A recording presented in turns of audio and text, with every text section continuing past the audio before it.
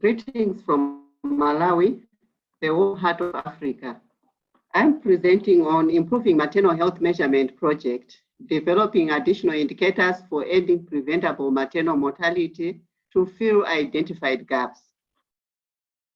My name is Fannie Kachale. I'm the Director for Reproductive Health Services in the Ministry of Health in Malawi. And I'm a registered nurse midwife with a Master of Science in Nursing, but I'm a PhD candidate. I'm presenting on construct 4.1. The proposed construct for measurement is presence of respectful maternity care in the Nurses and Midwives Council of Malawi midwifery pre-service syllabus. And with EPMM phase 2 formulation, it will be it's in the syllabus. It's a unit in Science Midwifery 1 and Ethics and Professionalism. The second construct is the number of training colleges that have respectful maternity care in their midwifery pre-service curriculum. Just like the Nurses and Midwives Council, in the college curriculum, it is a unit under Ethics and Professionalism module. Next, I would like to clarify the constructs for measurement. First, I'll talk about access. And we're talking of access to the health facility physically, but also the access in terms of the movement that will be there.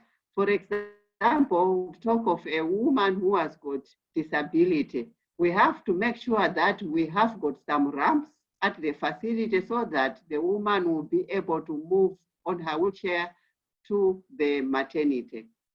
We also talk of effective communication, and it has to be communication by the health worker telling the mother or the pregnant woman every procedure that is being done on her, and it has to be in a good tone.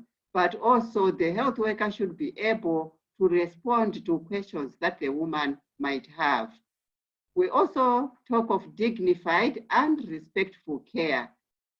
Women's dignity should be observed, and we need to respect what they would wish to be. We talk of women that may require a specific position. You don't have to force them on a position that they don't want. You have to respect their wish. There's also disrespect and abuse, where women should not be disrespected in terms of maybe using of abusive words or even physical abuse, where you talk of slapping the women or beating them. That is not acceptable. But there's also respectful maternity care charter drivers of disrespect and abuse. Like in the training schools, students may talk of maybe shortage of resources or shortage of the tutors themselves, or at times it is lack of adequate supervision by the tutors, which may make them to be disrespectful to the women. There's also ethics and code of conduct, where we are talking of the standards that the students would have gone through in their curriculum, and they know the professionalism that is expected of them. But there's also the issue of privacy, which should be observed. Women would want to be respected and have that privacy in terms of even the information about their health. Next, I'll present on the state of measurement with respect to the construct. We are talking of observed skills for students at clinical area using a specific tool. So the tutors will be able to observe whether the students are following respectful maternity care using the specific tool. But also, it can be assessed through a written examination, where you'll be able to follow whether the students are able to answer the questions pertaining to respectful maternity care. Also, when the clients are getting out of the facility after they have been taken care of by the students, we can conduct exit interviews and be able to find out whether the women, the students observed respectful maternity care when they were taking care of the pregnant women. And lastly, there's supervision reports that you actually use a checklist to see whether the students are abiding to respectful maternity care. In terms of measuring this construct, there is construct validity, where you would want to see whether the construct is clear and measures what it is supposed to measure, as well as whether it makes sense logically and scientifically. And there's also an element of feasibility and data availability. Like here in Malawi, data is available, but its quality is questionable because most of the times the tutors do not observe the students continuously. They are not with the students every day on the clinical area.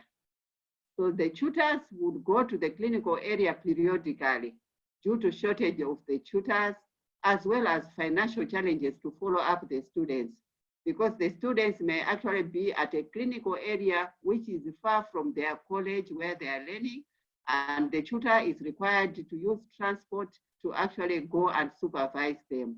They may spend maybe a day with the student, but it's not continuously. In terms of construct of harmonization, clinical observation complements theoretical exams. So those two go hand in hand. But sometimes it can be redundant because it could measure some things that have been already measured under other topics like professionalism. So in such a way, it is better to combine professionalism and respect for maternity care so that you don't have duplication. And there's also a construct of relevance. This indicator would support EPMM strategies for reducing preventable maternal mortality because respectful and dignified care would encourage women to access quality care in health facilities under skilled birth attendance care. There is evidence that what the indicator seeks to measure is significantly associated with improved maternal health and survival, because where there is abuse and disrespect, women shun that health facility and prefer delivering at home without a skilled birth attendant.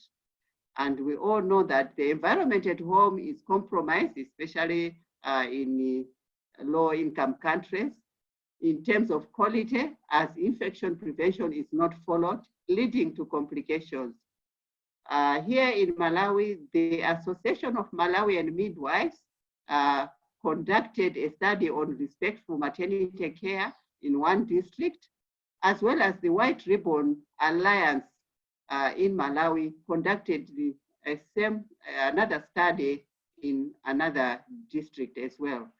And the findings actually showed that women complained of disrespect, abuse, but also they explained that they would love to be respected, they would need confidentiality, and they would not want foul language at all. And the last construct that can be measured is interpretability and usefulness. There is good evidence to support the process or the outcome because students' performance during end of course examination, which includes respectful maternity care questions, determine whether the student has passed or failed the course, both for college and licensure exams. So through those exams, you are able to see whether the student, according to how they answer, have been able to understand and implement respectful maternity care. That's the end of the presentation. Thank you.